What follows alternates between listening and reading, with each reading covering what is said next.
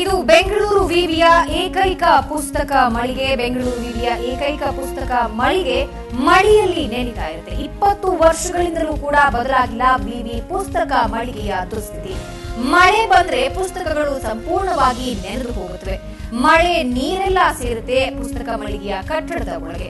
Central college ಸಮೀಪದ ಈ ಮಳಿಗೆ ದನ ಕಟ್ಟೋದಕ್ಕೂ ಕೂಡ ಲಾಯಕ್ಕಿಲ್ಲ. ಈ ಪುಸ್ತಕ ಮಳಿಗೆ 20 ವರ್ಷದಿಂದ ಇದೇ ಸ್ಥಿತಿಯಲ್ಲಿದೆ. ಪುಸ್ತಕ ಮಳಿಗೆ ಅಭಿವೃದ್ಧಿಗೆ ಹಣ ಬಿಡುಗಡೆಯಾಗ್ತಾನೆ ಇದೆ. ಬಿಡುಗಡೆಯಾದ ಹಣನು ಮಳೆಯಲ್ಲಿ ಕೊಚ್ಚಿ ಹೋಗ್ತಾ ಇದೆ.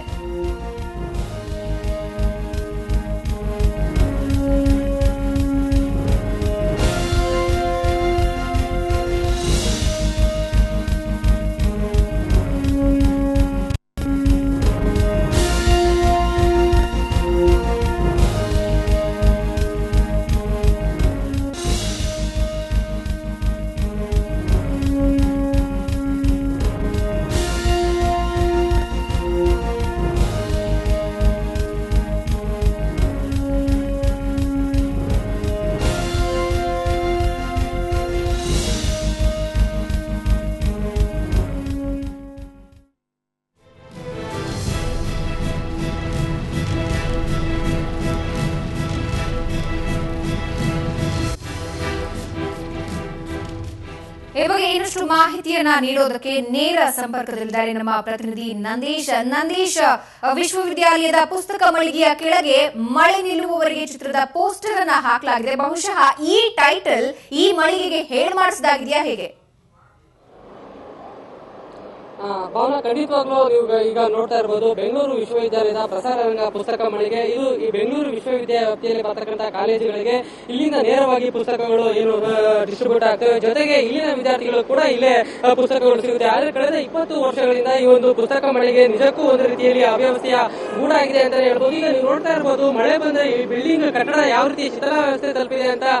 ಇದಕ್ಕೆ ಸಾಕಷ್ಟು ಅನುದಾನವನ್ನು ಬಿಡುಗಡೆ ಮಾಡಿದ್ರು. ಇದಕ್ಕೆ ಸಂಬಂಧಪಟ್ಟ ಅಧಿಕಾರಿಗಳು ಕೂಡ ಈತ ಗಮನ ಹರಿಸಿದೆ. ಇದೊಂದು ರೀತಿಯಲ್ಲಿ ಹಂದಿ ದೊಡ್ಡಿಗಿಂತಲೂ ಕೂಡ ಕಡೆಯಾಗಿದೆ ಅಂತಾನೆ ಹೇಳ್ಬಹುದು. ಈಗ ಒಟ್ಟಾರೆಯಾಗಿ ಈ ಒಂದು ಏನು ಪುಸ್ತಕ ಮಳಿಗೆ ಯಾರಿಗೆ ಅನುಕೂಲ ಆಗಿದೆ ಬಿಟ್ಟಿದೆ ಗೊತ್ತಿಲ್ಲ. ಆದ್ರೆ ಈ ಒಂದು ಪುಸ್ತಕ ಮಳಿಗೆ ಏನು ಸಿನಿಮಾ ಪೋಸ್ಟರ್ಗಳಿಗೆ ಮತ್ತೆ ಇದರಿಂದ ಮಾರ್ಕೆಟಿಂಗ್ ಪಡ್ಕೊಳ್ಳುವಂತಹ ಸಿನಿಮಾ ಡಿಸ್ಟ್ರಿಬ್ಯೂಟರ್ಗೆ ತುಂಬಾ ಅನುಕೂಲ ಆಗಿದೆ ಅಂತಾನೆ ಹೇಳ್ಬಹುದು. ಯಾಕಂತಂದ್ರೆ ಏನು ಪುಸ್ತಕ ಮಳಿಗೆ ಮುಂಭಾಗದಲ್ಲಿ ಈಗ ನೀವು ನೋಡ್ತಾ ಇರಬಹುದು ಸಾಕಷ್ಟು ಒಂದು ರೀತಿಯಲ್ಲಿ ಸಿನಿಮಾ ಪೋಸ್ಟರ್ ಗಳನ್ನ ಅಂಟಿಸಿದ್ದಾರೆ.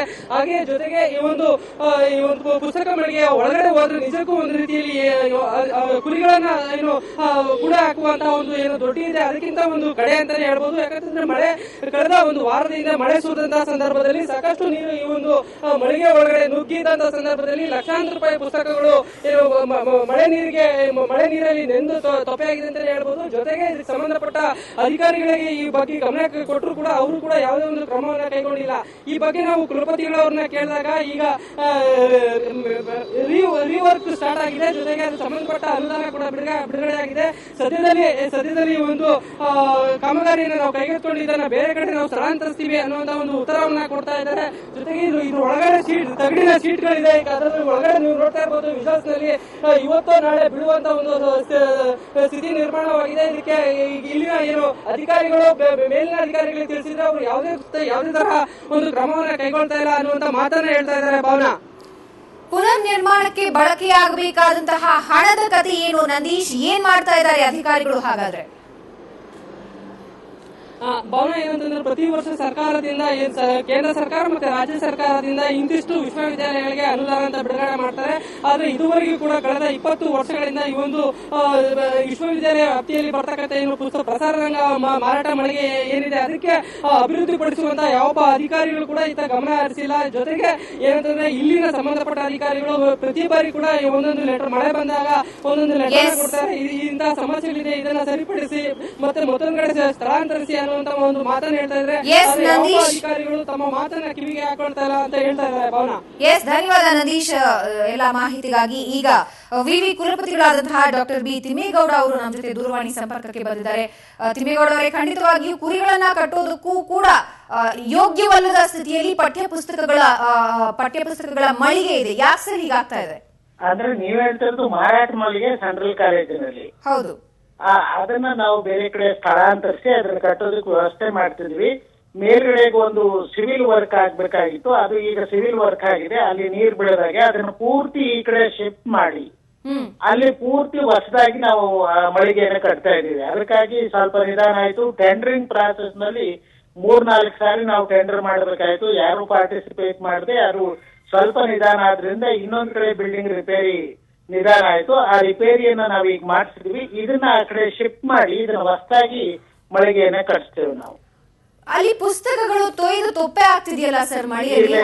ಅದನ್ನ ಆ ಕಡೆ ಶಿಫ್ಟ್ ಮಾಡ್ಬೇಕು. ಬಂದದನ್ನ ಮಾಡ್ಲಿಕ್ಕೆ ಇವರು ಕ್ರಮ ತೆಗೆದುಕೊಂಡಿದ್ದಾರೆ. ಅದನ್ನ ಪೂರ್ತಿ ಶಿಫ್ಟ್ ಮಾಡಿ ನಾವು ಅಲ್ಲಿ ಹೊಸದಾಗಿ ಮಳಿಗೆ ಕಟ್ತೇವೆ. ಯಾವಾಗ ಸರ್ ಈ ಪ್ರೋಸೆಸ್? ನಾವು ಈಗ ಅದನ್ನ ಶಿಫ್ಟ್ ಮಾಡಿದ ತಕ್ಷಣ ಇಮಿಡಿಯೇಟ್ ಆಗಿ ಕಟ್ಲಿಕ್ಕೆ ಶುರು ಮಾಡ್ತೀವಿ. ಯಾಕಂದ್ರೆ ಇದೊಂದು ಬಿಲ್ಡಿಂಗ್ ನಲ್ಲಿ ಇನ್ನೊಂದ್ ಕಡೆ ಲೀಕ್ ಆಗ್ತಿತ್ತು.